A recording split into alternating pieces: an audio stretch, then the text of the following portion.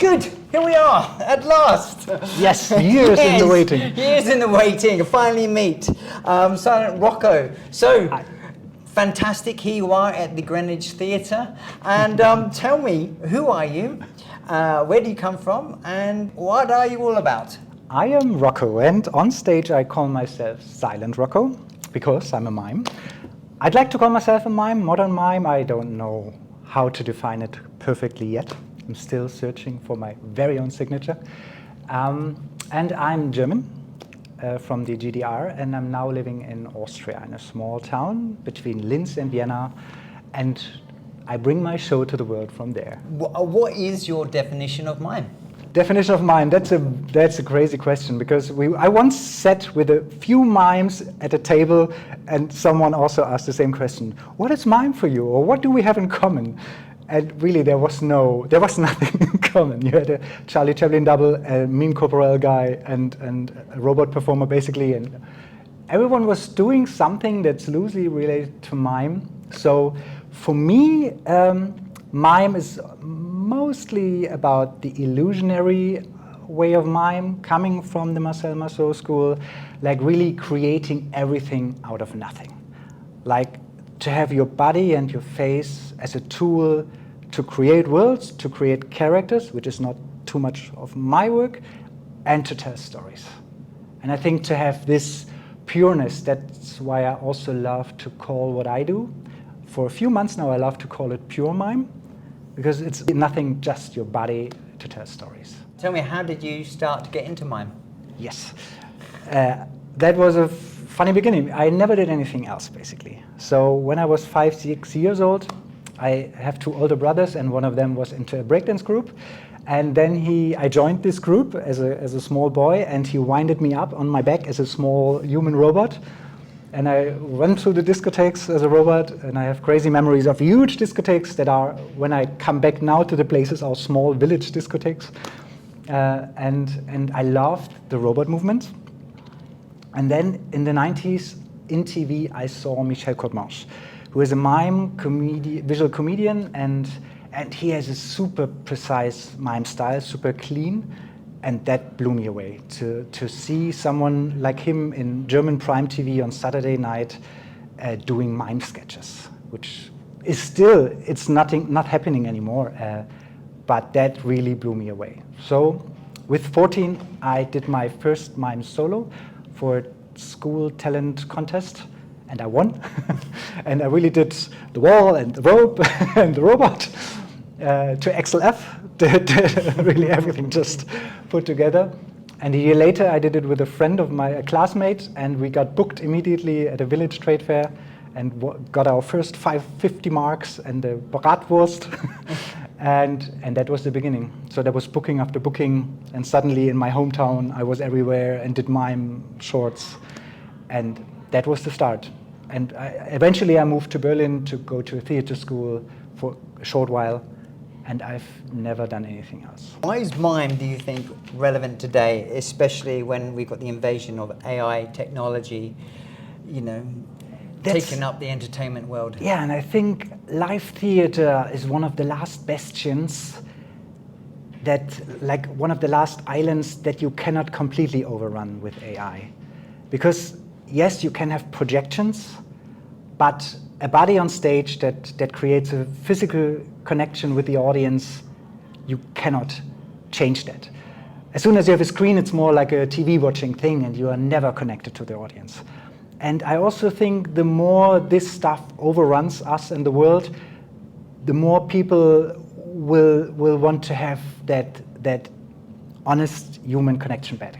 And I'm really positive about the future, that this audience is getting bigger and bigger and stronger and stronger. And you have it right now in the youth already, that they go back to wired headphones, to physical media, to stuff you can really grab and you own. And so, yes, I'm pretty hopeful.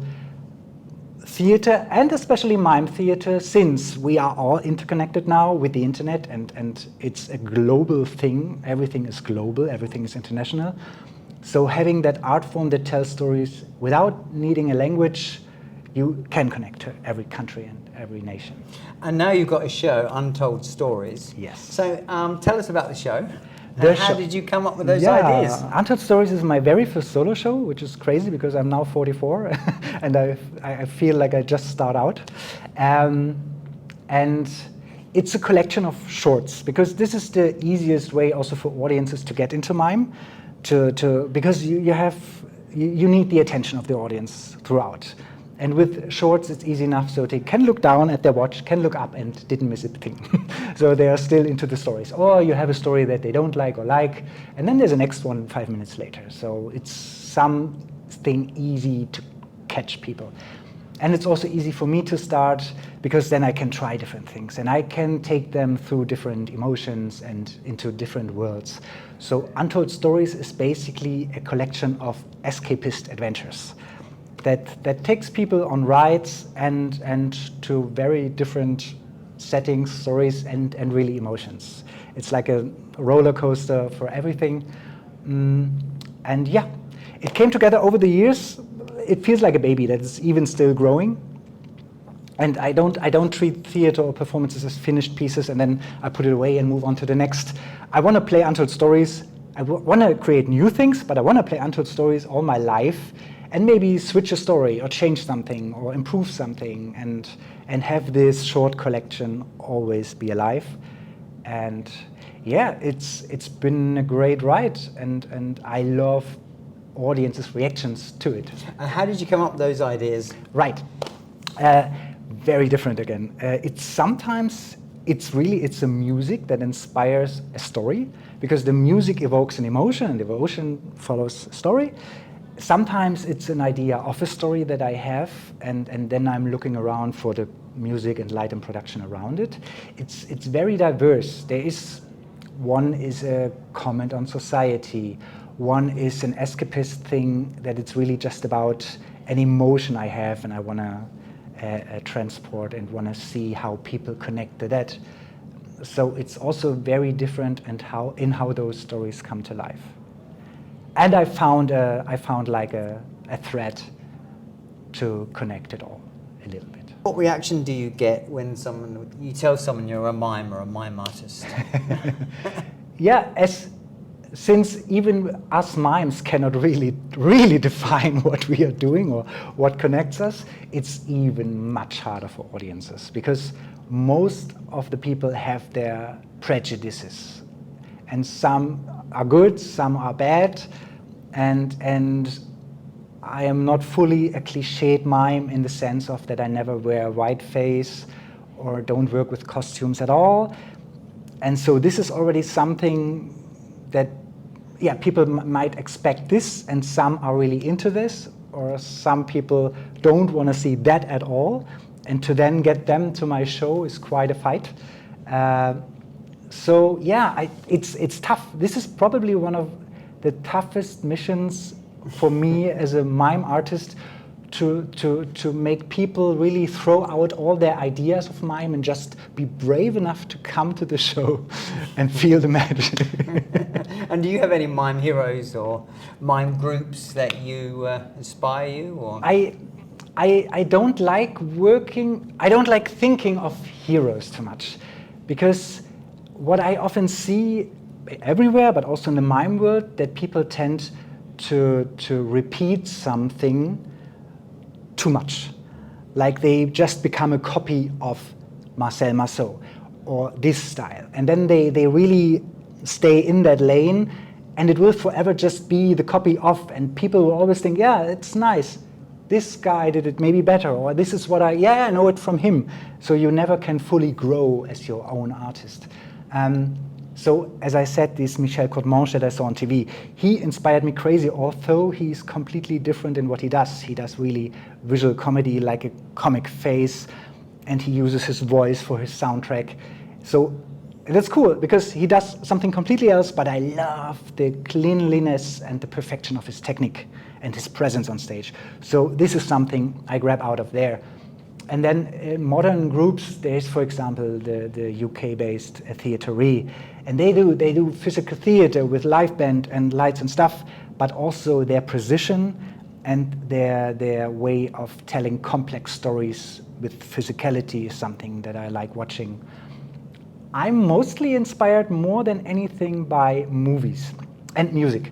It's really more other media that inspire me. So I like films a lot, and what do films with me? What emotions do they evoke? And the same with music. I love listening to different stuff, to very different genres, and that can inspire me really a lot to go for this or that direction for a story. And how important is lighting and music for your show? One of my mime teachers would say you should not rely on music and lights, and they are right to a certain degree. But I don't see anything bad with strengthening a certain mood or a certain feeling. So for me, it really heightens everything. And I love music, and I love light. And the thing is, since I don't work with any props or any costumes, it's basically the two features that I rely on, or that can really help me without taking away from my body and from the focus of the audience at me. So I love music and light. Yes, and that can also help with making that show bigger, so you can even perform in front of 500 people with this one person in the center of the stage. But when you have a music that pulls audience in, and when you have a strong focus of a strong light, that helps. If you're going to give like 3 takeaways for people watching, like, you know, about mime, what are the 3 most important things, advice you would give them? Takeaway for people who want to do mime? So people who want to do mime, what are the 3 most important aspects you would tell them? Oh, my first aspect, throw away mirrors. I'm not a mirror mime, and I think it also falls into you copy something you see in front of you, and that might prevent you from ever feeling what you do. So I'm really into, when you pull a rope, when you lift something, when you create things, try to get a feeling for how it feels to do that stuff. Because if you feel it, and if you do it for real, it probably looks better than if you just pretend, repeat your movements you see in the mirror. So try to feel everything you do. A second advice would be, wait a second, I never thought about it. That's quite a good question. No, go for it, go for it. The good thing about our interconnected world today is you find lots of videos online, you find lots of people online, you can connect with everyone. I love connecting with mime colleagues, and you just can reach out to people. People can reach out to me. So if any one of you wants to know anything about mime, so you can ask people. You can ask people, do you give workshops? Do you have videos? And I, over the last years, I connected with lots of people that I look up to, or that I like their work. And then you just say hi, and then probably sometimes you meet at a festival, but to just send each other ideas, support each other, that can help a lot. And I help magicians with their movements, and I get help from other mimes that tell me, yeah, go for this direction, or how about this music? And that can give you a lot of inspiration and also motivation if you see there are other artists. And so use the network today. Use the network of different mimes. And the third advice that I still have to learn for myself, don't be shy. Don't think, since mime is a small art and people have to get educated or re-educated for now to want to watch it again. Don't let that stop you and just go to the tiniest stages, or don't go out at all. If you really enjoy what you do with mime, and if you think you are good at it, knock at doors. Knock at big doors, and really bring your performances out there. And go on the street, and go to events, and go to theaters, and basically just help bring this art back, and the awareness of the art, and because it's such a magic art form, and I think it's worth growing and getting bigger. So yeah, that would be my third. If I could think for half an hour, I would have 5 more. But yeah. And can I say a fourth? Yes, of course. A fourth one would Add a be tip. Again, find your own voice in this field. that works basically for every art form, but I think it's super important to dig for your style. Where do you feel comfortable? You don't have to copy something just because it's good, but maybe you don't feel comfortable doing it, so maybe you're really funny with a strange head on, or if you perform just on one foot. So find your own language in this art, and then dig deeper and dig deeper. Really go, where does it lead me? Is it something that not only I love, but then people start loving me because I do that strange or beautiful or special thing? So also in a world that is so interconnected, it's more important than ever to find you, to find yourself, to make you stand out in any field of arts. Yeah, that would be the fourth one. Brilliant. Thank you very much, Rocco. Thank you. Thank you very much. Good luck with the show, Carmen. Thank you.